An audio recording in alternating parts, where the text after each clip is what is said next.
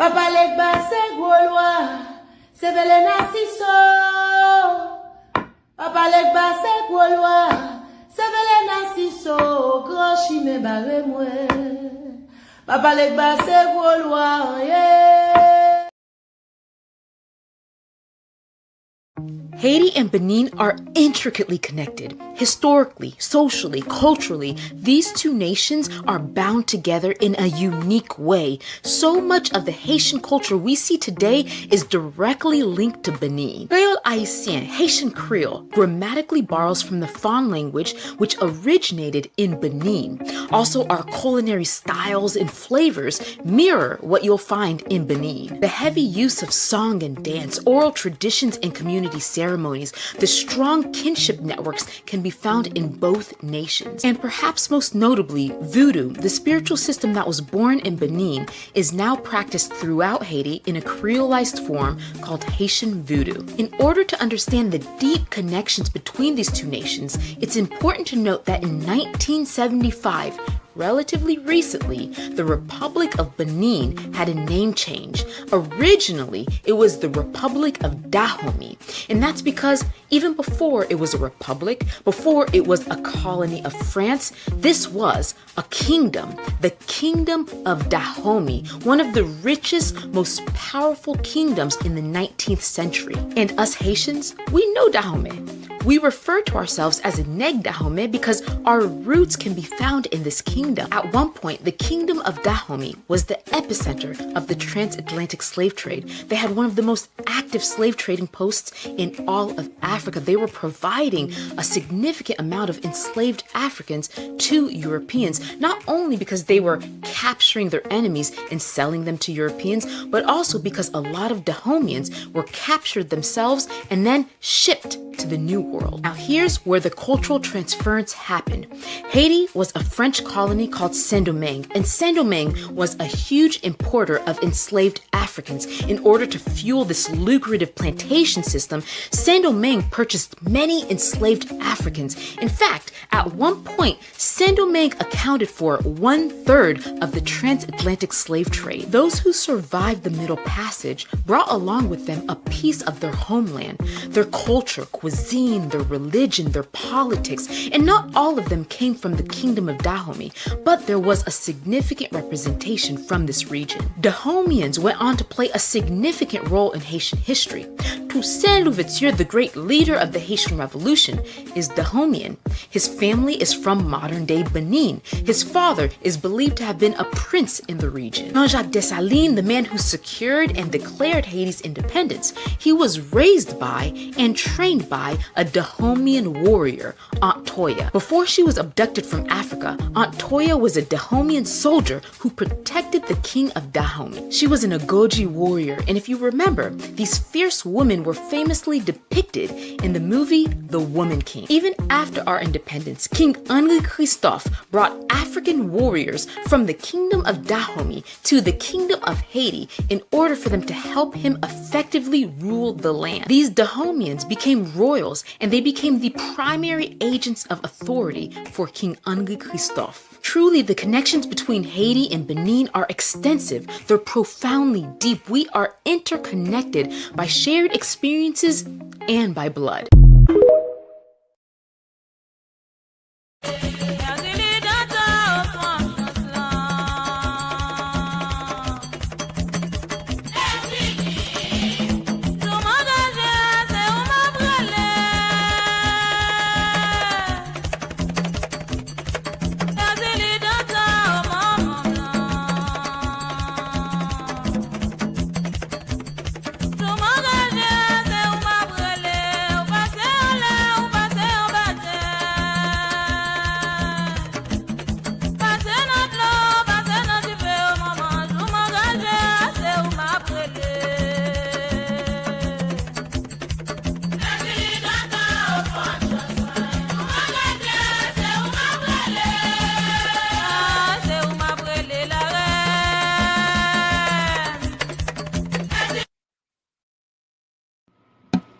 Honor and respect, honor and respect, honor and respect. Divine, all blessed greetings and salutations. It is another edition of Revolutionary Hoodoo, New Orleans Voodoo Secrets and Recipes. Brought to you by, powered, promoted, sponsored by NOIVD, New Orleans International Voodoo Day. New Orleans Annual International Voodoo Day 2026, May 29th through May 30th, is a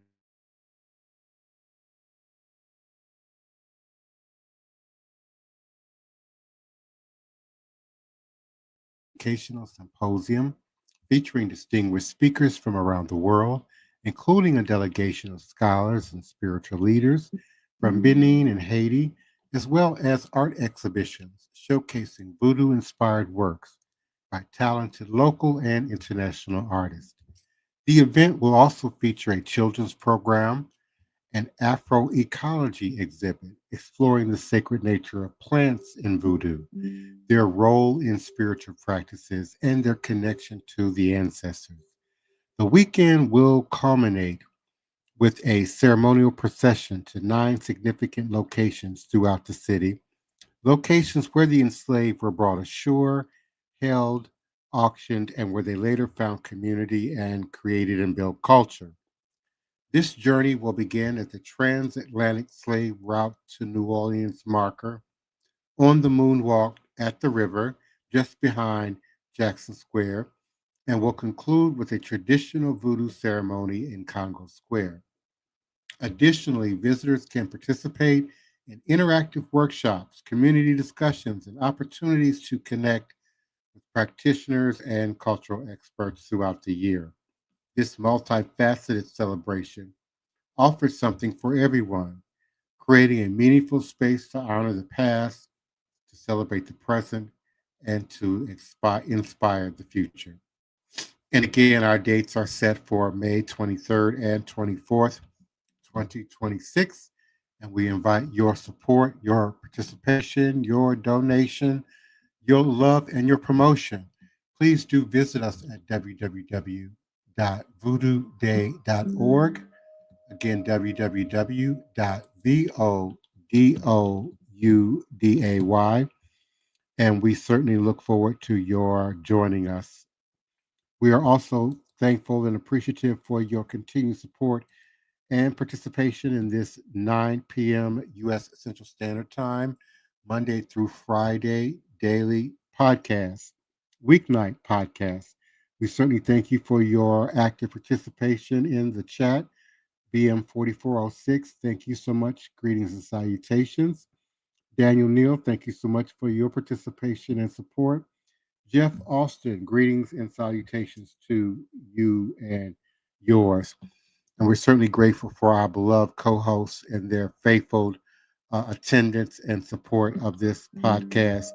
The Queen Mother, Sister Toni Val Martinez, community activist and support, and Elder Reggie, Green Soap, leader and founder of Shrine of the White Cloth, and faithful member and co administrator of NOIVD, New Orleans International Voodoo Day. We've been discussing ancestral lineage, generational curses, generational entanglements, ways in which to cut the ties, to break the chains, to break the bonds, and to heal and move forward. We've shared quite a bit of information over the weeks about our individual ancestral acknowledgement as well as how we sort of move and operate within the dynamics of our independent houses. I want to pick up tonight with responding to a few more of the questions that we've received as it relates to the ancestral work and particularly healing generational trauma. Um, can I heal generational trauma without knowing my family? This is a yes and an absolutely. I know in my house, I have quite a few clients and godchildren that are adopted or estranged from their family, don't know very much about their family, their background whatsoever. And you've heard me share on previous occasions that my father has many children. And I find that some of those children that had the least amount of contact and experience with him tend to mirror some of his mannerisms and his energy the most. Science has now demonstrated that ancestral memory survives in the blood at least 11 generations. So every time you hear, Big Mama, Big Auntie say, I don't know where that child got that from. He didn't get it from me. He didn't get it from the daddy. It certainly could very well be a deposit of ancestral memory passed down through the bloodline, through the lineage. So it's certainly possible to access and to heal generational trauma without knowing your family history. While knowing your family story provides helpful context, it's not required for healing. And many people are adopted, estranged from their family, come from families with deliberate silence about the past. And you can heal through working your body, which holds ancestral memory, regardless of conscious knowledge. Noticing your own patterns where you feel disproportionate to your experience, using somatic therapies like EMDR, somatic experiencing, and traumatic trauma informed body work, doing generic ancestral healing work that honors unknown ancestors, and paying attention to what activities you um, trigger you emotionally. Your nervous system knows what needs healing, even if your mind doesn't know the story. And sometimes not knowing the details actually makes healing cleaner because you're not getting caught up in, sort of the drama of the details and the circumstances for which many of us are.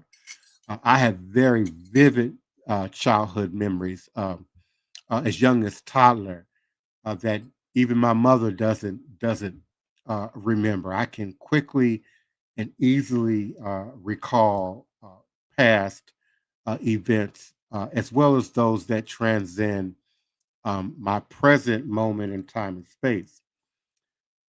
The next question: will my family be upset if I break generational patterns? And how do I handle family pushback? Yes, this might be, and that's okay. When you change, you disrupt the family system, and your healing can feel threatening to family members still invested in the old patterns. They might accuse you of thinking you're better than them or minimize your healing work, try to pull you back into old habits and old dynamics, or reject you for being different. And this is painful, but often predictable.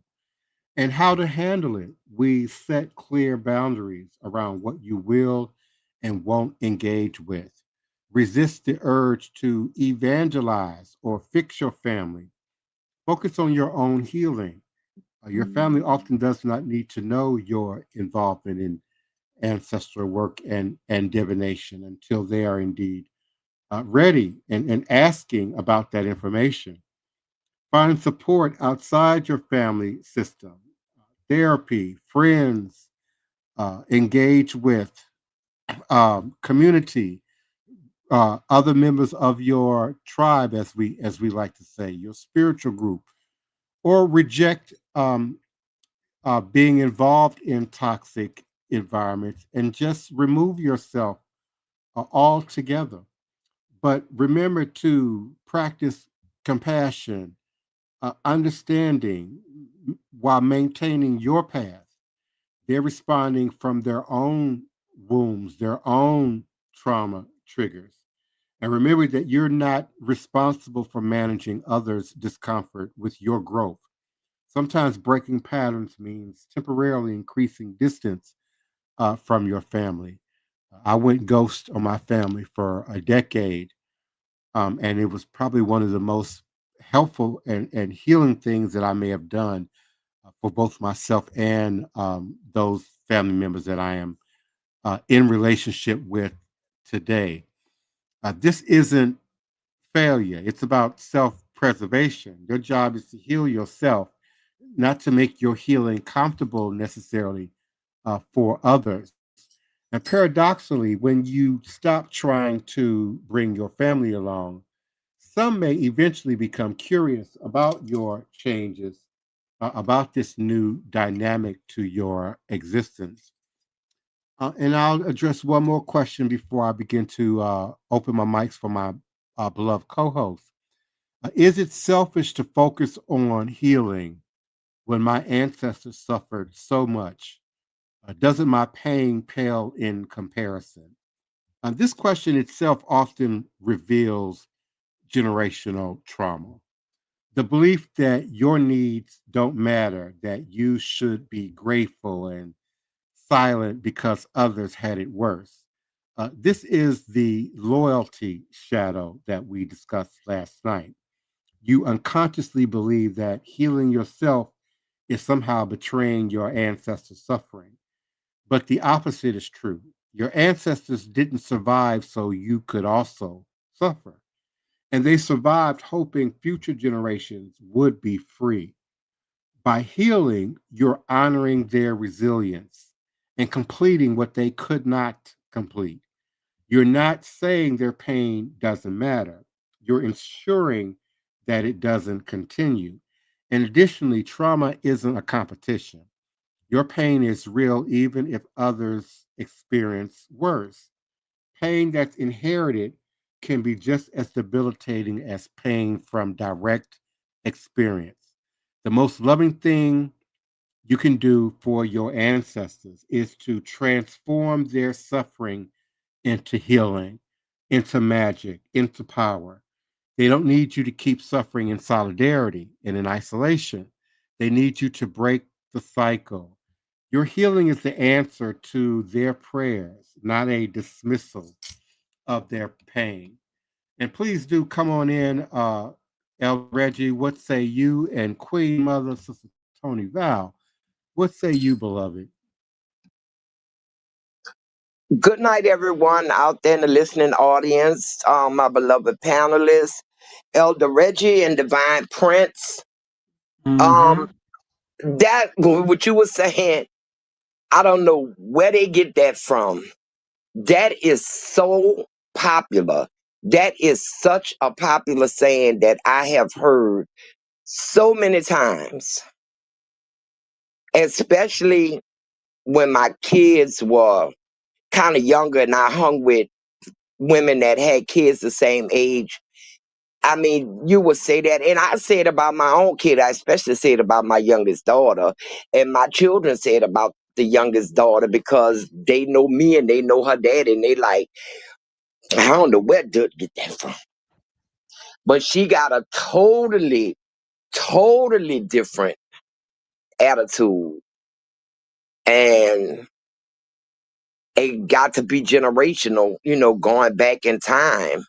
Now I know who my oldest daughter acted just like, and it is like you said, the ones that don't have contact with a relative or ancestor, and they come out just like them. I mean, just like them. So it definitely is something to that, and you'll get pushback from your family because most people don't like change. They comfortable where they are. They don't want that upset. And a lot of them don't want to face the truth. And once you start doing Mm-hmm. it, you'll figure out who is who. Mm-hmm. What say you, Elder Reggie? Yes, thanks, Sister Toni, Divine Prince, for another excellent show tonight in the collective chat. All those who showed up. Yeah, well, I understand that, but I'm still leaning back to reincarnation. And I'm leaning to what shows up in this dispensation is reincarnated from a previous event or a previous time frame where something happens and it get etched in the blood, and then a new child, a new life comes in, but that code hits the DNA, and now we see the reflection in present day and time. And I think that is tied to reincarnation. That's how it's being passed on. Because if a person, let's say a person lived in 1925 and he was hung, so that child today was not in the present moment of 1925, but in that bloodline, that reincarnation, when it comes into this world, it has a memory of that 1925 hanging. And so the child may mimic that or do things or reaching out because of that incident. Now, I'm believing this because this ties into the ATRs. And I'm just trying to give some background to it and not just saying it's arbitrary while our people are acting out and while they are doing things. Of course, we know mental health is real, and there is a lot of mental health issues and diagnosis going around in the communities, but this is true. And I still believe some of that is tied to reincarnation. And that's kind of how I see it. Mm-hmm. They have other cultures that believe in the reincarnation, and the Jews have a place they call the Guf, Guf. And that's where they say the souls of babies wait until it's time for them to be born. Mm-hmm. And they born knowing who their parents gonna be. They born actually knowing a lot of stuff. They've been here before. They've been recycled. And they believe, in response to that, they won't kill a sparrow. Mm-hmm. So a lot of other cultures believe in that. Right. And now, Sister Toni, I this do. how I it would believe work. in it too. I do too. But this how it work with that reincarnation. Let's say it's the soul. The thing that's being passed on is the soul. Yes. So a woman give birth to a child. When that child takes his first breath, the soul, inundates that child now. And the soul is moving through the blood. It's moving through the emotions. It's moving within that new individual. And it is the soul from 1925 that we use that case that's living now in 2025. And that's where the memory bank and all that is coming from. And that's the best way I can explain it from the little knowledge I have on it. Yeah, that's about basically how it is. That's like basically how it is. I mean, the soul is what lives on and returns back. That's what Yes, ma'am. Yes. the Mm-hmm. angel Azil, I think I'm saying it right, is the one in charge of when you pass on to collect your soul and bring it back to where the souls are sitting waiting to be reborn. So, I mean, it's all about the soul. They say it's energy, and energy doesn't go away. It's just recycled.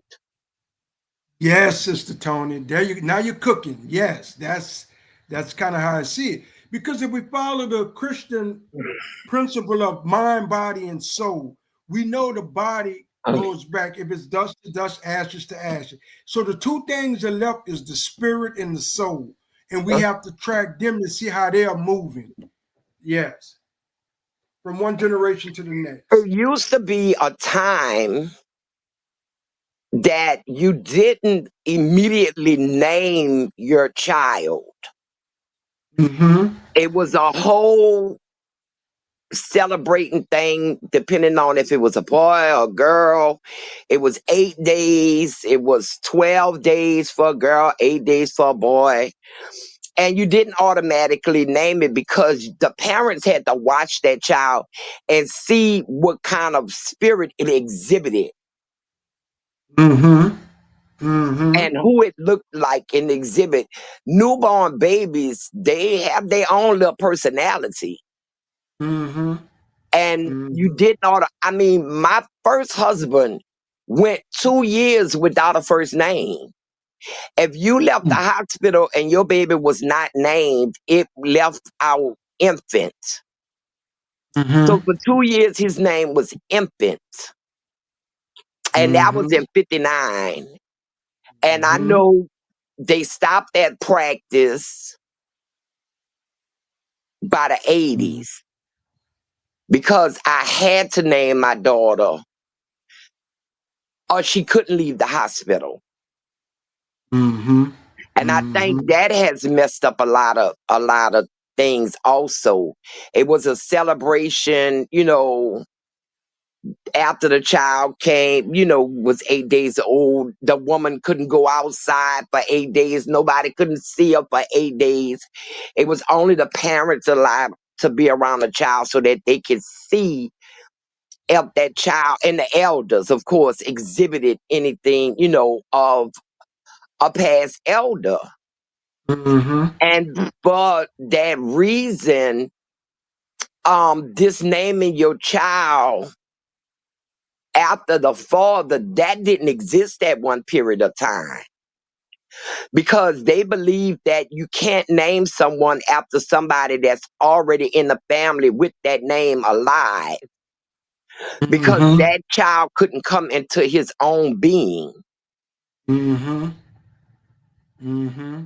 So, I found that very interesting how, it was no juniors.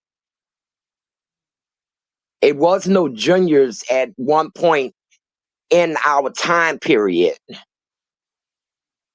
Sister Tony, you're hitting on a good point because it's almost I know you don't say really practice the ATRs, but you've been around it so long by osmosis, you're hitting on some points that the ATRs teach.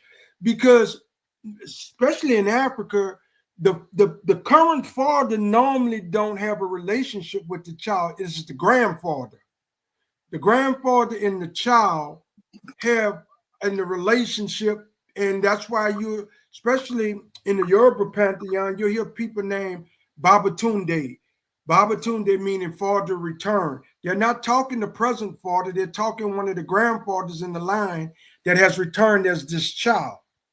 And they're observing what the child is doing, and then they'll know who that is returned. But if that person that has returned has died a horrible death, then they understand some of the things that this child is doing and displaying because they remembered or they heard the story of how their forefather had died.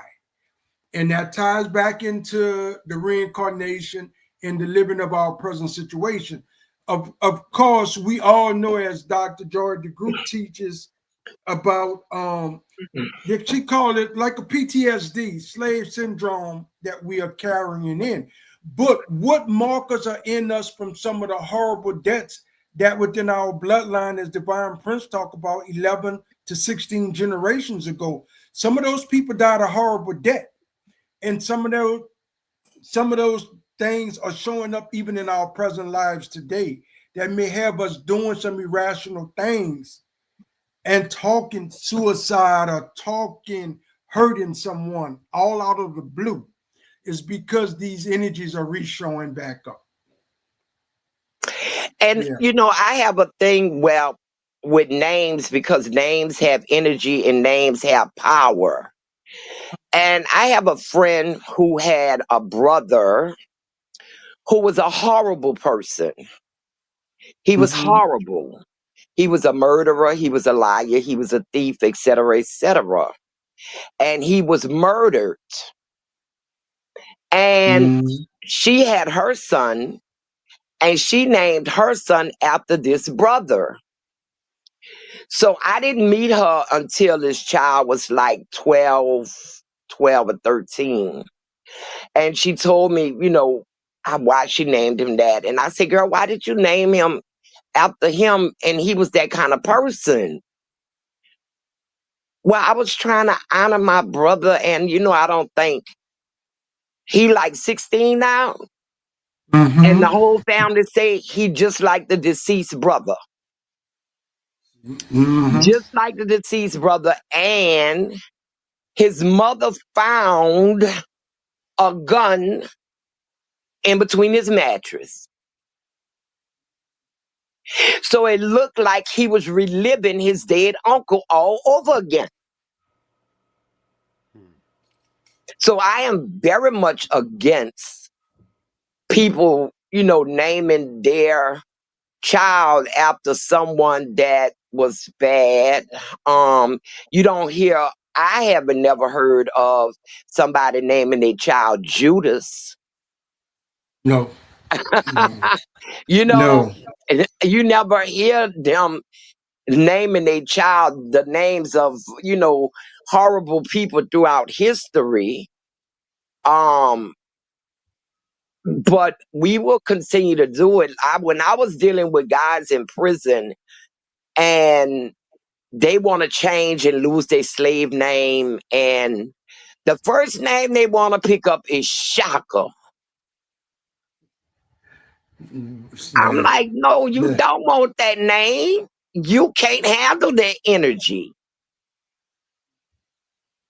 Shaka might have been a great warrior, but he was not a great person.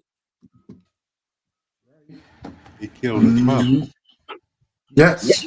That's too much energy for you to bring to yourself. Mm-hmm. So I'm Yeah. very into names. Yeah, and Sister Toni, and I'm with you. And I see people do this with not necessarily their birth name, but when they pick up what we call a nickname. When I was growing up, some people I didn't even much know their government name because they had a nickname. And what comes to my mind right now is we all know of the rapper Master P and his brother who took on the name C Murder. So you put a name like C Murder on yourself, proclaim yourself as a rapper, and then you get endowed with a murder, now you're in jail the rest of your life. It's almost like a self-fulfilled prophecy with a name. And Yeah, so you're touching on something deep with names. And these nicknames we all pick up in the community, all these nicknames are not good all the time. no, they're not. But my Mm-hmm. mom had told me that nicknames were used to confuse the devil from getting a child, finding that child. I mean, I have so many names, it ain't even funny. The devil could never find me. I got so many aliases. We might be in a situation where I'm with a lot of people and they calling me by 3 different names. Mm-hmm. By 3 Tricking the different devil. names. Huh? You're tricking Tricking the the devil. devil. Yeah, Yeah. tricking the devil. But I mean, I have 2 government names. Mm.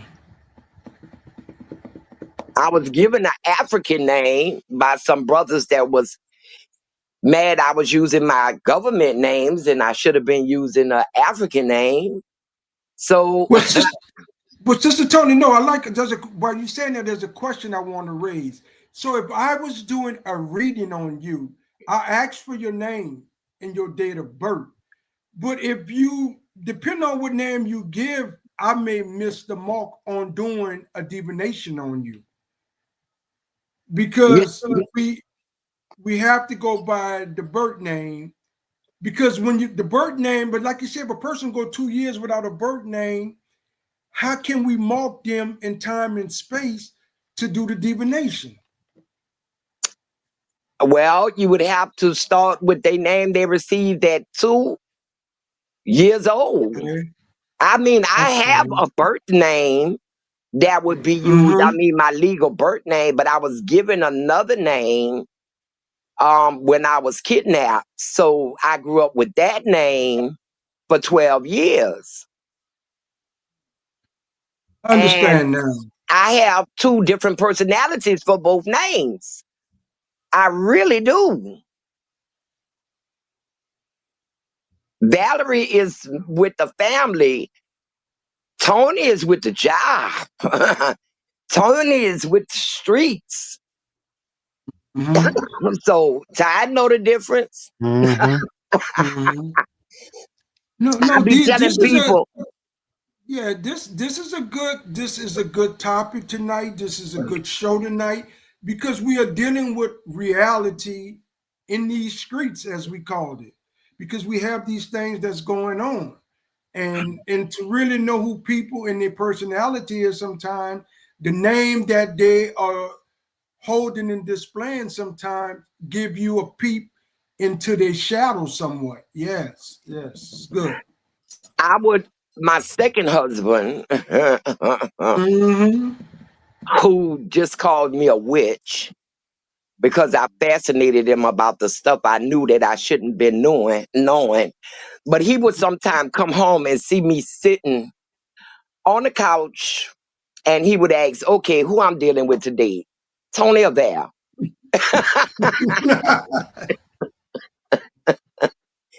Toni or Val.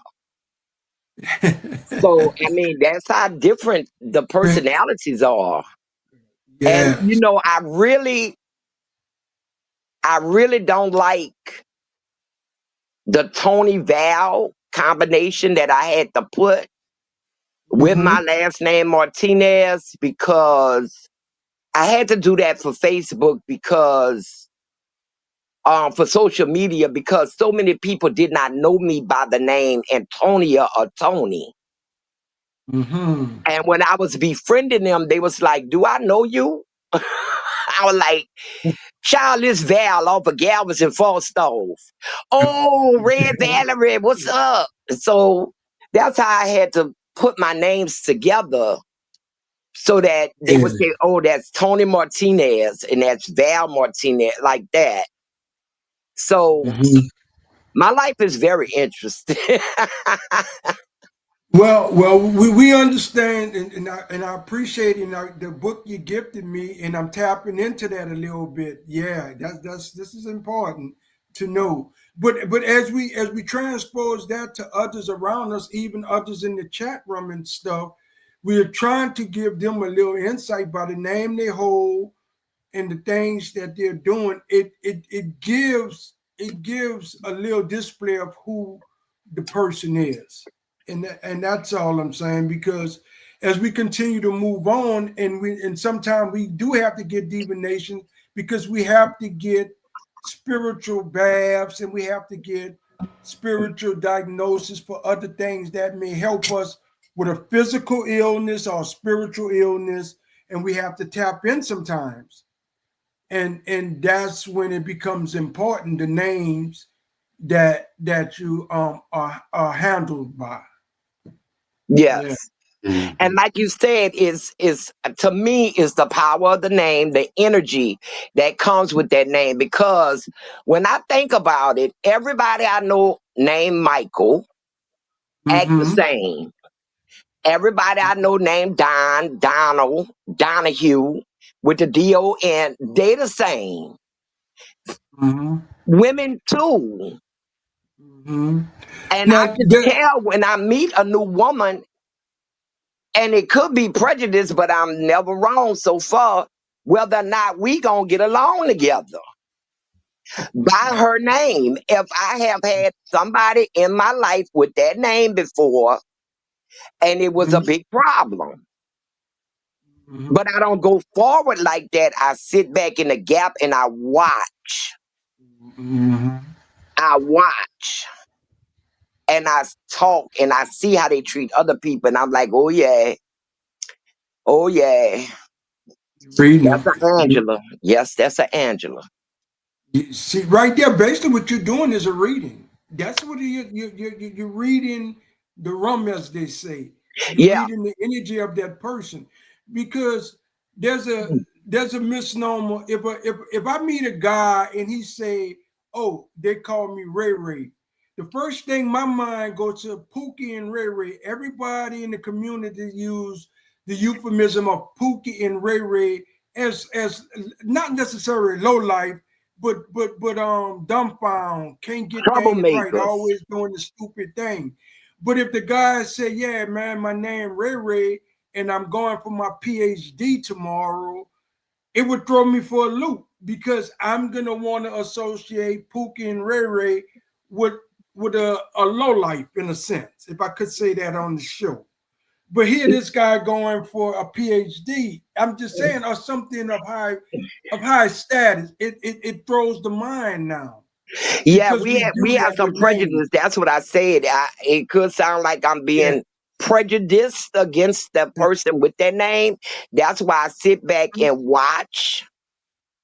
And I am good at reading people, just watching them for a little while. Some people I can read straight off the bat, no problem. They like an open book. I'd be like, oh my goodness, too much information coming into my brain about this person.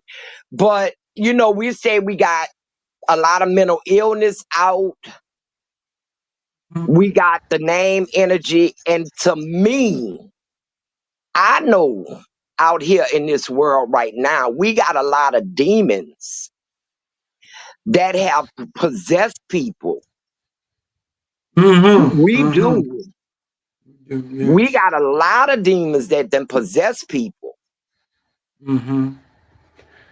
But Sister Toni, demons even have names. I mean, if you follow the scripture, not that we're here for the scriptures, but the scriptures give them names. There's legions, and they have names. Yeah. And so, so some of these names that people are putting, or nicknames they are putting on people, are putting this type energy around that person. And that's why I made the example with the guy taking the name C Murder. When you put that name on your head just to be a rapper, it was almost a self-fulfilled prophecy. Yeah. Yes. And I do believe that. I do believe that. I truly believe that they can mark themselves like that. We got a lot of energies. And it's one of the things that when you say they got different names, that's one of the things in getting rid of a demon, you need to find out. You need to make them either tell you their name or through divination, you know their name. You know their name, yeah. But Sister Toni, that's a beautiful topic. We're gonna come to a close on this Friday night as we usher into the weekend. And I appreciate everyone that showed up. Divine Prince, awesome show again tonight, Sister Toni. Great information. But I want to read our next advertisement, please. The next moon ritual prayer and application ceremony will occur on Friday, November the 21st, in the sign of Scorpio. At 6:30 p.m. The location is 710 Cluid Street. Some people know it as the Cluid Gardens. It's a ritual spiritual warfare gathering. If you're in the local area and if you could come in, please come out and support that event. We will appreciate it. Lest we forget, the spiritual medicine of voodoo brings healing and relief from the shackles of slavery that binds the master and the slave to the same chain of social division. It's the division we are working to always heal. With that, I say, Ashe, Ashe, Ashe. Good night, everyone. Have a blessed weekend, and we love you all until we talk again Monday. Good night, Good Odabo. night, everyone.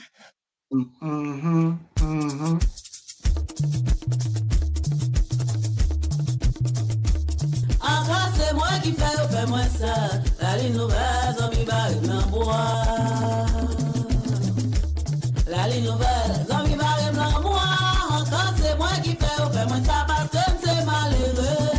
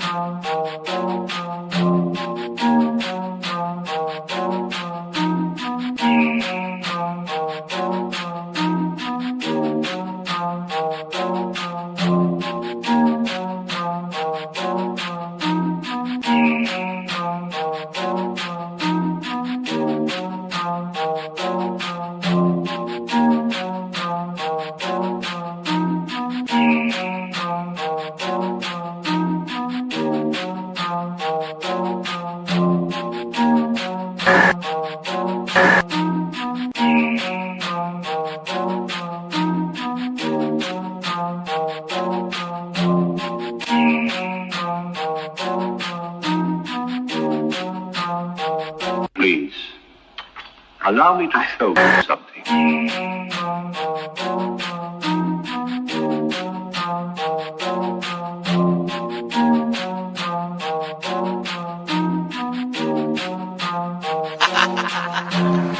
They say I'm crazy and that might be true. I got this right in my DNA, yeah, I'm coming for you. It's time we turn the tables, flip these motherfuckers on you.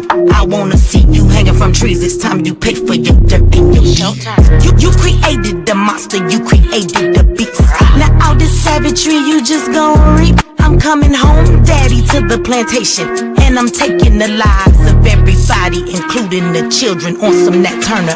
Do you hear that sound? It's about to go down. Unleash the beast, we about to tear this motherfucker down. Do you hear that sound? It's about to go down. Unleash the beast, we about to tear this motherfucker down. I met my girl Harriet at the gate. If you wanna know how she doing, yeah, she's straight. But she had one question: when we gon' get up? All that talking tough, yeah, we don't walk it tough. She got it locked and loaded, got that piece up on her side. She looked me in my eyes and said, "Meet you ready to ride?" Moving forward, you gotta use both eyes. Watch your front and watch your back. Keep your hands up on your gas. Do you hear that sound? It's about to go down. Unleash the beast, we about to tear this motherfucker down. Do you hear that sound? It's about to go down. Unleash the beast, we about to tear this motherfucker down. He sit at the table, but he don't order no bacon. He greet me in those words, assalamu alaikum. Got them glasses on his face and them waves in his head. He go by the name of Detroit Red. He looks me in my eye and says, "You only get one try. Know that your biggest opposition will come from the inside. I know you wanna love them all, but don't even try, because they'll smile up in your face while plotting your demise." Do you hear that sound? It's about to go down. Unleash the beast, we about to tear this motherfucker down. Do you hear that sound? It's about to go down. Unleash the beast, we about to tear this motherfucker down.